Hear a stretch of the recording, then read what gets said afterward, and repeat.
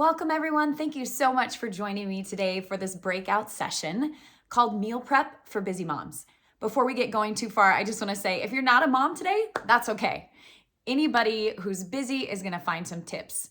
Whether you're a dad, a stay-at-home mom, you're newly married, you're an empty nester, you're a busy college student, there are going to be tips today that will apply to you as well.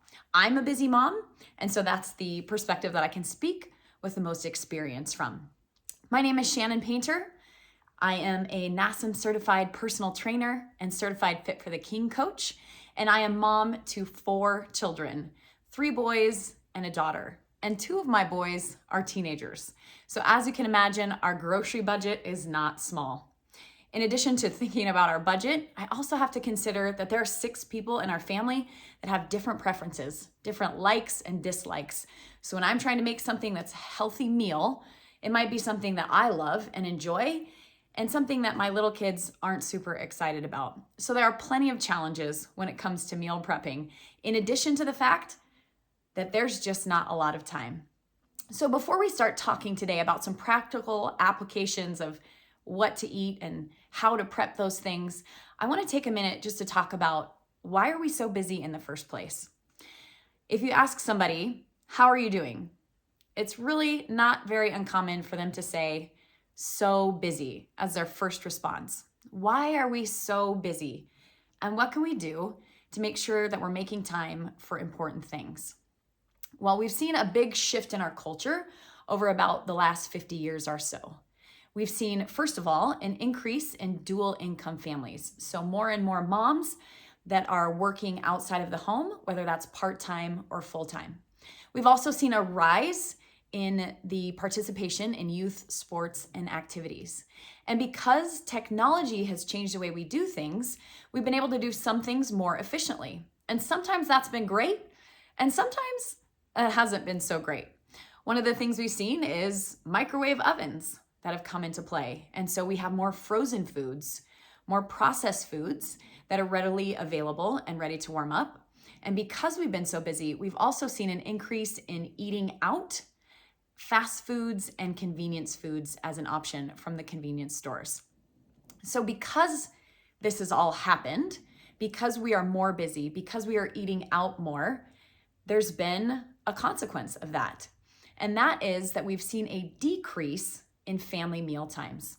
Family meal times are something very important and should be part of the natural rhythms of our lives. But because we're so busy, we are spending more and more of our budget, 50.3% on eating out versus the money that we spend on groceries, only 49.7%.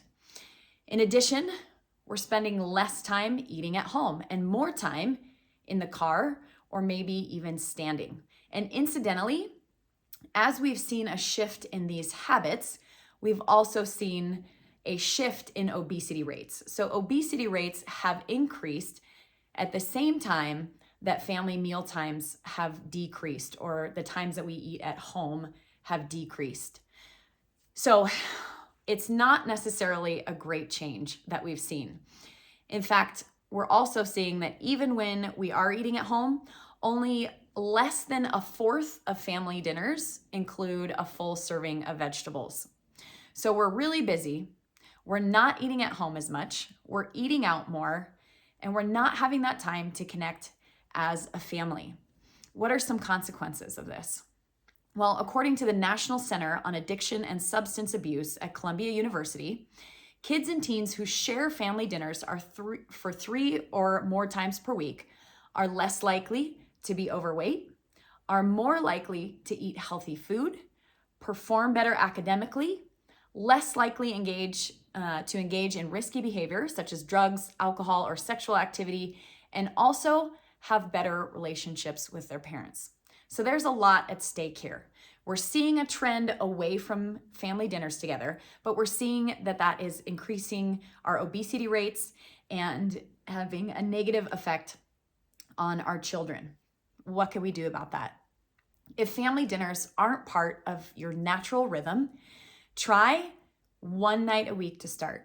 If you're already doing 1 or 2 nights a week, try adding in another night. This is a really important thing, and it can have a big impact on our family.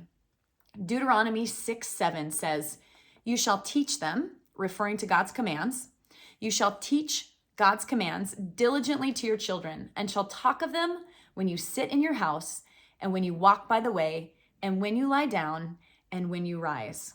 This is speaking of discipleship as we go about the natural rhythms of life. And one of those natural rhythms that is so important is family meal times. Sitting down and connecting. Whether you have a big family or there are just two of you, it's a great opportunity to come together at the end of the day and connect. At our house, we like to play something called the high-low game. So maybe you've done this before where you ask your kids, "How was your day?" And they say, "Fine, okay, bad." So what we like to do is say, "What was the best part of your day? What was your high?" And that is an opportunity for an open-ended response. And then we can ask them, "What was the low of your day?" Or "What was hard?" And it's a great opportunity to connect.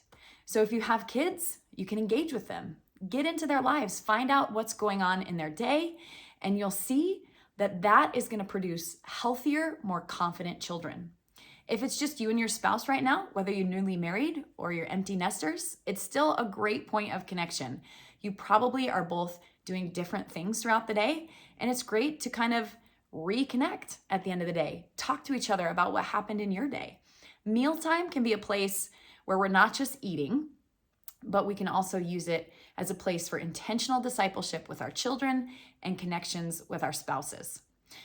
So now that we've talked a little bit about why we're busy and why we need to prioritize meal times together, let's head to the kitchen and talk about how we can set ourselves up, how we can prep and plan ahead of time so that those meals, when we do have them, are healthy and budget friendly. Let's go.